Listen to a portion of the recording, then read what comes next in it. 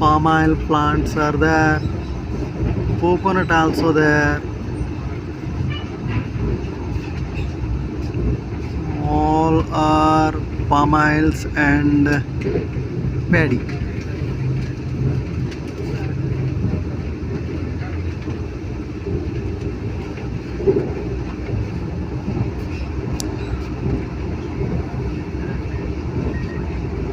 మనం కొద్దిగా ముందుకి వెళ్తున్నట్లయితే కనుక ఇక్కడ నుండి ప్యాడీతో పాటు